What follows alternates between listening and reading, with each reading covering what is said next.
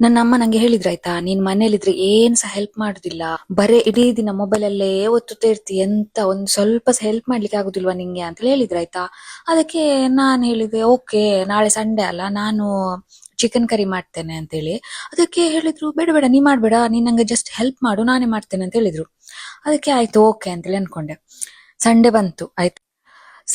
ಹೇಳಿದ್ರು ನಂಗೆ ಸ್ವಲ್ಪ ನೀರುಳ್ಳಿ, ಟೊಮೆಟೊ, ಗ್ರೀನ್ ಚಿಲ್ಲಿ ಎಲ್ಲ ಕಟ್ ಮಾಡಿ ಇಟ್ಟಿರು, ಅದಾದ್ಮೇಲೆ ಚಿಕನ್ ಎಲ್ಲ ಚೆನ್ನಾಗಿ ವಾಶ್ ಮಾಡಿ ಇಟ್ಟಿರು, ಅದಾದ್ಮೇಲೆ ಮಸಾಲೆ ಎಲ್ಲ ಚೆನ್ನಾಗಿ ರುಬ್ಬಿ ಇಟ್ಟಿರು ಅಂತ ಹೇಳಿ ಹೇಳಿದ್ರು.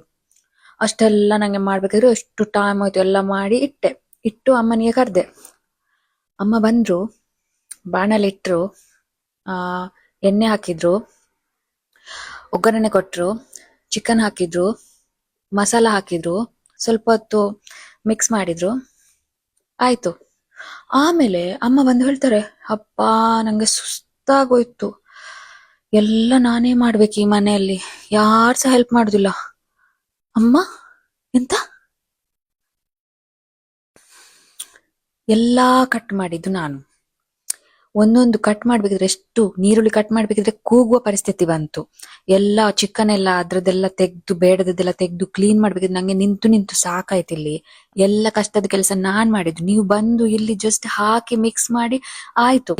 ಓಕೆ, ನೀವ ಚಿಕನ್ ಕರಿ ಮಾಡಿದ್ದು, ಆದ್ರೆ ಅದ್ರದ್ದು ಜಾಸ್ತಿ ಕಷ್ಟಪಟ್ಟದ್ದು ನಾನು, ಕಷ್ಟದೆಲ್ಲ ಕೆಲಸ ನಾನ್ ಮಾಡಿದ್ದು ಮಾರೆ. ಮತ್ತೆ ಬಂದು ನಂಗೆ ಹೇಳ್ತಾರೆ, ಹಬ್ಬ ನಂಗೆ ಸುಸ್ತಾಗೋಯ್ತು. ವಾಟ್ ಇಸ್ ದಿಸ್ ಅಮ್ಮ? ನಿಮ್ಮ ಅಮ್ಮ ಸಹ ಹೀಗೇನೆಯಾ? ಕಮೆಂಟ್ ಅಲ್ಲಿ ಹೇಳಿ.